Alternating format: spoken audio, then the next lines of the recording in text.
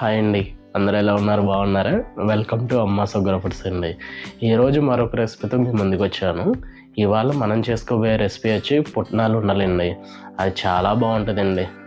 Pure బెల్లంతో చేస్తున్నాం. So నా స్టైల్లో ఏ విధంగా చేస్తే అది ఎంత బాగా వస్తుందని చేసి చూపిస్తాను. చాలా బాగుంటుంది. రండి ఆ ప్రాసెస్ ఏంటో చూద్దాం.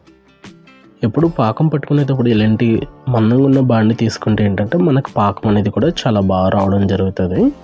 నేను ఇప్పుడు ఇందులో బెల్లం ఒక 2.5 kg బెల్లం వేసుకున్నానండి. ఈ విధంగానే వాటర్ అనేది కొద్దిగా ఎక్కువ వేసుకుంటే జిగర్ అనేది మంచిగా వచ్చి మనకి పాకం అనేది చాలా బాగా రావడం జరుగుద్ది.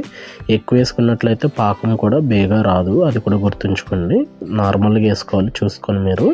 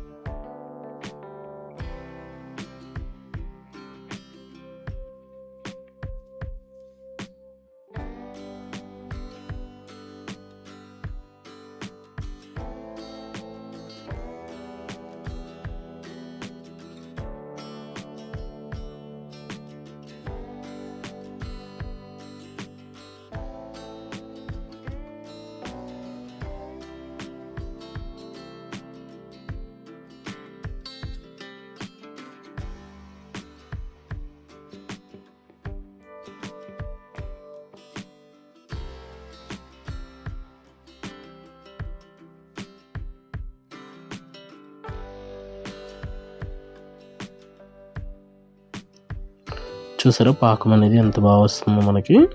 ఎక్కువగా మనం కలుపుకుంటూ ఉండాలండి. బాగానే ఈవెన్గా కలుపుకుంటూ ఉంటే ఎక్కడ కూడా బాండికి మాడకుండా మంచిగా మనకి చాలా బాగా వస్తుందండి పాకం అనేది. ఇలాంటి రైస్ బ్యాగ్కి నేను ఆయిల్ అనేది అప్లై చేసుకున్నానండి, ఒక 10 grams. ఎందుకంటే మనం చేత్తో డైరెక్ట్గా అనలేము కాబట్టి ఇలాంటి కవర్ మీద వేసుకుంటే మనకి కవర్ అనేది ఫోల్డ్ చేసుకుని అటు ఇటు కిందది పైకి పైది కిందకి అలా అనుకోవడానికి అనేది మనకి మంచిగా అనుకోవడానికి వీలు ఉంటుంది కాబట్టి.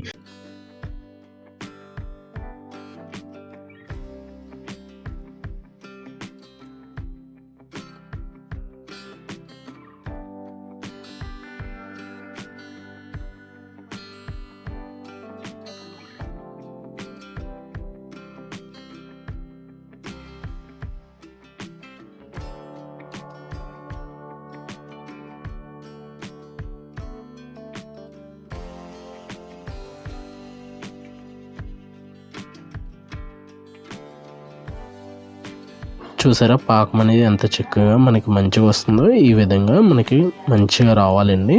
ఈవెన్గా కలుపుకోవాలి, ఎక్కడ కూడా బాండికి అనేది మాడకుండా కలుపుకోవాలి.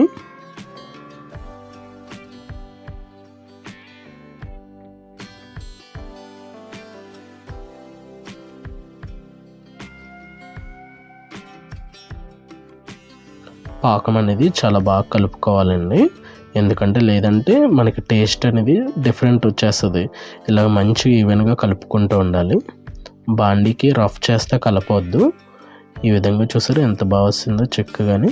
ఈ విధంగా రావాలి మనకి పాకం. థిక్నెస్ వచ్చి అరిసెలకు పట్టుకుంటాం కదండి, దాని మీద లైట్గా ఒక 10% ఎక్కువ ఉంటే సరిపోతుంది. అంతకుమించి అయితే ఎక్కువ వద్దు. 2.5 kgకి నేను ఒక 5 grams అనేది పట్టుకేసుకుంటున్నానండి. ఎందుకంటే మనకి కొద్దిగా ఇరిగిపోకుండా ఉండడం కోసం అని చెప్పి పట్టిక అనేది నేను వేసుకుంటున్నాను. కొద్దిగా పట్టిక అనేది మంచిదేనండి. కావాలంటే మీకు ఏదైనా డౌట్ ఉంటే గూగుల్ సెర్చ్ చేయండి, తెలిసిపోతుంది. మనం దించుకుంటాం అనేది వేసుకున్నాం ఒక 10 secondsలో. ఇప్పుడు మనం పుట్నాలు కూడా యాడ్ చేసుకున్నాం కదా, ఇదిగోండి ఈ విధంగా కలుపుకోవాలి. ఎక్కడ కూడా బాండికి బాగా రఫ్ చేస్తే కలపొద్దు. ఈ విధంగా పైన అనుకుంటూ ఉండాలి.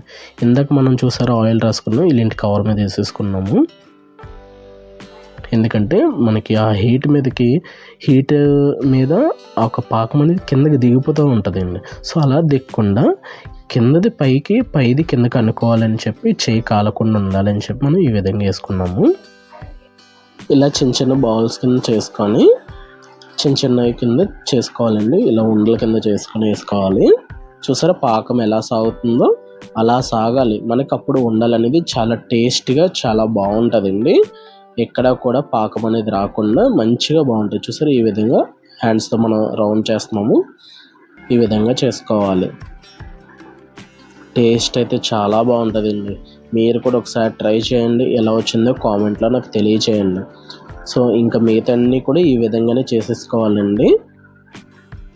ఎప్పుడు కూడా హీట్ ఎక్కువ ఉంటుంది కాబట్టి కొంచెంసేపు ఒక 5 మినిట్స్ మీరు ఏదైనా ఫ్యాన్ కింద పెట్టుకుంటే సరిపోతుంది. చల్లగా అయిన తర్వాత మనం చల్లారిన తర్వాత ఇలాగా ఒక కవర్లోనో ఒక బాక్స్లోనో మీరు స్టోర్ చేసుకుంటే ఒక 1 or 2 months ఉంటుందండి. అది బెల్లం క్వాలిటీని బట్టి కూడా స్టోర్ ఉండడం జరుగుతుంది. అది కూడా మీరు గుర్తుంచుకోండి. సో మరి ఇంకెందుకండి లేట్, ఇందాక చెప్పినట్టు మీరు కూడా ట్రై చేసి ఎలా వచ్చిందనేది కామెంట్లో నాకు ఖచ్చితంగా తెలియజేయండి. చాలా బాగుంటుందండి టేస్ట్. నా చిన్నప్పుడు అయితే నేను తెగ తినేవాడినండి. ఏవైతే మీలో ఎవరికైనా కావాలి అనుకుంటే మా అమ్మ సుగ్ర ఫుడ్స్ స్క్రీన్ మీద ఈ నెంబర్ మీకు పెడుతున్నాను చూడండి. ఆ నెంబర్కి మీరు వాట్సాప్ చేయండి, మేము పంపిస్తాం. చూసారు కదండి ఏ విధంగా చేశాను. సేమ్ యాజ్ ఇట్ ఈస్గా ఆ విధంగా చేయండి. చెప్పిన ప్రతి టిప్ కూడా మీరు మర్చిపోకుండా చేస్తే చాలా బాగా వస్తుందండి. అందులో మనకేంటంటే ప్యూర్ బెల్లంతో చేస్తాం కాబట్టి అది కూడా పుట్నాలు కూడా నార్మల్గానే టేస్ట్ ఉంటుంది. సో ఈ రెండిట్ల వల్ల ఏంటంటే చాలా బాగుంటుందండి టేస్ట్ అనేది కూడా. మీరు కూడా ట్రై చేసి ఏ విధంగా వచ్చింది అనేది నాకు కామెంట్లో తెలియజేయండి, నేను కూడా తెలుసుకుంటాను. మరి ఇంకెందుకు లేట్, వీడియో నచ్చినట్లయితే లైక్ చేయండి, షేర్ చేయండి, సబ్స్క్రైబ్ చేయండి. మరొక రెసిపీతో మరొకసారి కలుద్దాం. ఓకే బాయ్ అండి, టేక్ కేర్.